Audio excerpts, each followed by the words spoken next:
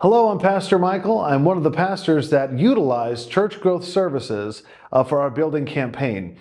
There's so many things that I appreciated about church growth services, one of them being that they somewhat counted the cost, so to speak, before we started building.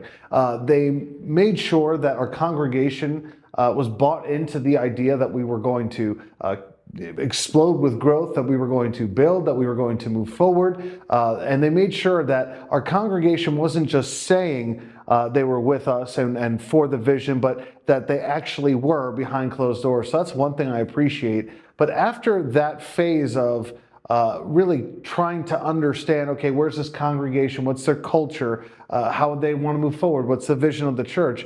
One thing I appreciated when we entered the campaign phase was the fact that they guided us through the whole thing.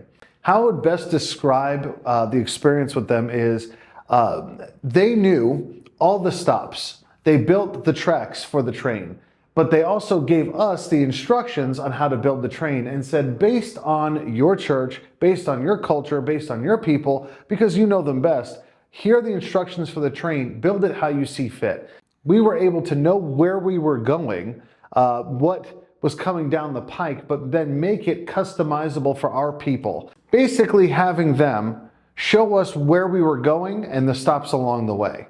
But we were able to own it fully, our people, everything. And so that was a huge plus that actually made the whole campaign feel like it was really our own. I appreciate the fact that Church Growth Services was able to provide us with that framework and allow us to actually maintain our church culture and the push for the new building and for the new vision, while all the while really giving us that schedule, giving us the encouragement that we needed. And so I would recommend Church Growth Services if you're in the middle of a building campaign, whether you're adding on to your building or whether you're building fresh on a new plot of land that the Lord's provided.